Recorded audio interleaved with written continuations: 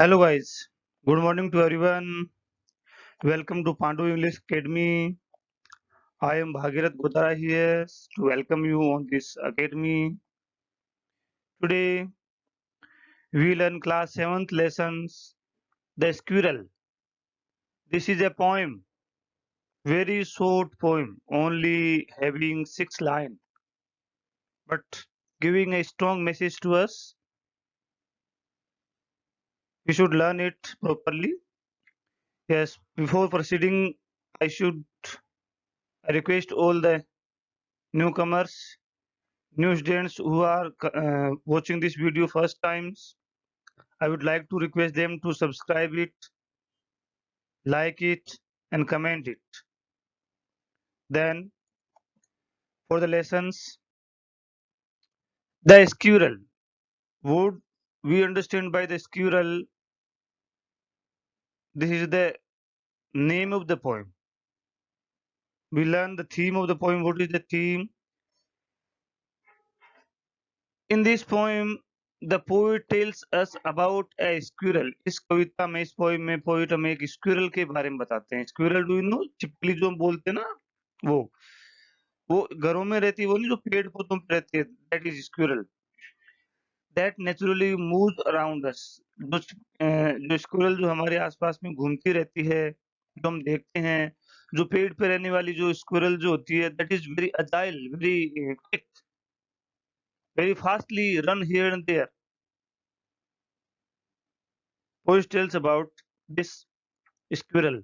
The poet introduce us to the habit of the squirrel. सबसे पहले इस stanza के अंदर पोइट हमें स्क्विरल के हैबिट, उसकी हैबिट क्या है उसके बारे में इंट्रोड्यूस करता है. And allows and that always has his tail twisted in a question mark. जो स्क्विरल पेड़ पौधों पर रहती है, आपने देखा होगा, हमने भी देखा है, उसका जो टेल जो होता है ऐसा क्वेश्चन मार्क के रूप में हमेशा ट्विस्टेड रहता है. It means that show always challenge for his moment. अपने अजाइलनेस के लिए, अपनी क्विकनेस के लिए हमेशा ही वह क्या करती है, अपने टेल को क्वेश्चन मार्क में करती है कि क्या कोई मुझे हरा सकता है क्या. I am very fast. These skills are very agile. Agile का मतलब very quick, having quick moment. No one catches them. कोई भी उसे पकड़ नहीं सकता. In this poem the squirrel is personified. यहाँ ये दिस इज इम्पोर्टेंट. इस लेसन में पोइट ने स्क्विरल को पर्सनिफाइड किया है. अब you should know what is personified. When no when any non-living thing, non-human being things are used as a person, that is known as personified. person को personified कर दिया. जब कोई भी नॉन लिविंग या नॉन ह्यूमन बीइंग चीज को हम एक ह्यूमन बीइंग के रूप में प्रेजेंट करते हैं, तो वो क्या होती है, पर्सनिफाइड होती है. हम इसको पहचानेंगे कैसे? जब भी कोई चीज पर्सनिफाइड होती है तो उसके लिए पर्सनल प्रोनाउन यूज किए जाते हैं. देखो यहाँ पे मैंने हिम यूज किया है, पोएम में भी ऐसा यूज किया होगा. It means that has been personified. This poem is written by a famous poet called Mildred Bowers Armstrong के द्वारा लिखी हुई है. So this is the theme of the lessons, theme of the poem. In this theme, it is very short poem. The poet only introduce only one habit or two habits of the squirrel. First is that is very quick, that has gray overcoat, and how it eats. ये कैसे खाना खाती है, इसके बारे में poet ने बताया है. Now we proceed for the poems. This is the first stanza of the poem, having only 3 lines. He wore, this is he wore means squirrel.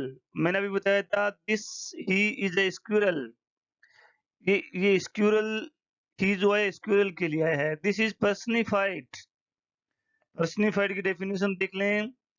When a non-living thing and a non-human being thing is used as a person, that is known as a personifications.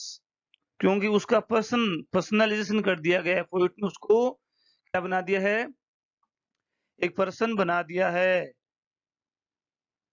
So he wore a question mark of tail। यहाँ कहने का मतलब poet ये कहना चाहता है कि a squirrel that has a long tail that is always in a question mark forms. This squirrel has his tail twisted in question marks that show us a challenge. This squirrel challenges us in this way because the squirrel is very active. We can't catch it. आपने देखा होगा कभी इधर वाले पेड़ से उधर वाले पेड़ पे, उधर वाले पेड़ से उधर वाले पेड़ पे, ऑलवेज रनिंग, हम पकड़ ही नहीं सकते। Second, an overcoat of grey, an overcoat for grey, इसका मतलब है कि she has outer posture of that squirrel is very grey. It looks that she has worn a coat।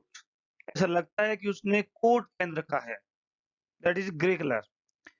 he वापस उसी के लिए आया है, स्क्विरल के लिए। he set up straight to eat a nut।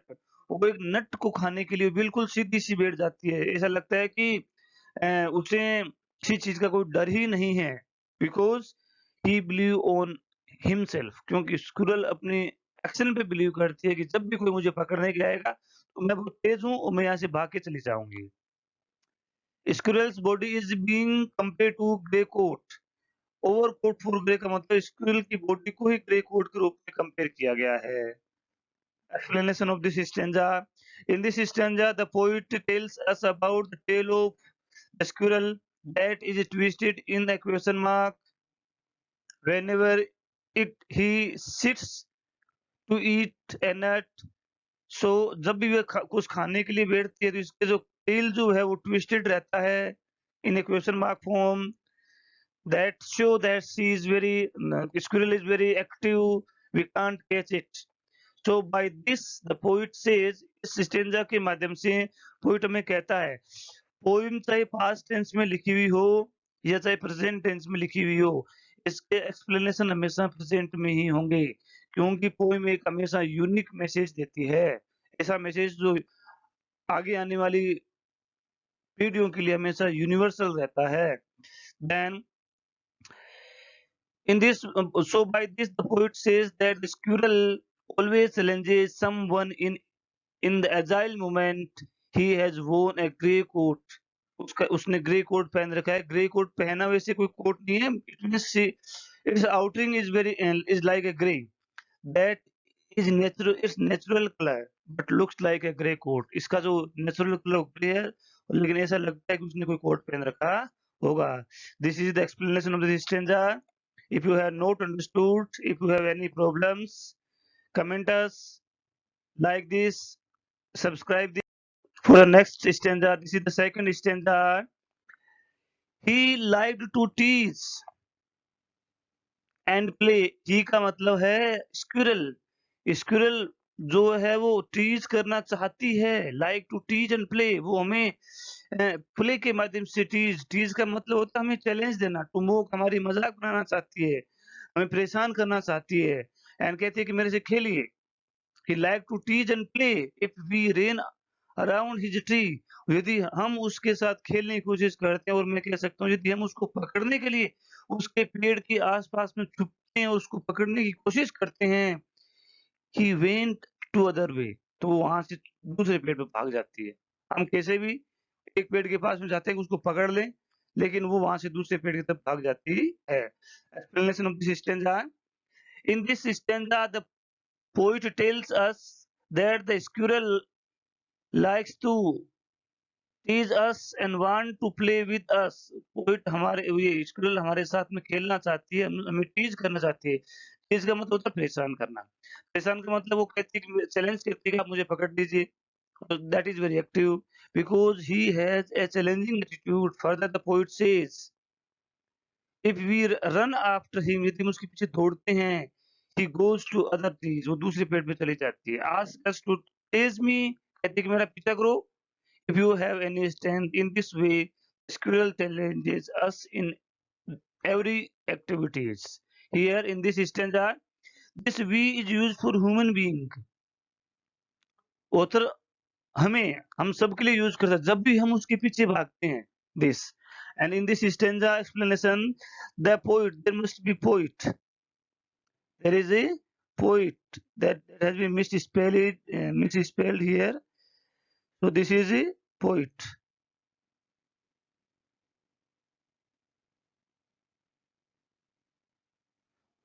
Next, this is complete. This poem has only 6 lines, 2 stanzas. Now we discuss about the question answer of these lessons. First question of this lesson is why does the poet say the squirrel wore a question mark for the tail?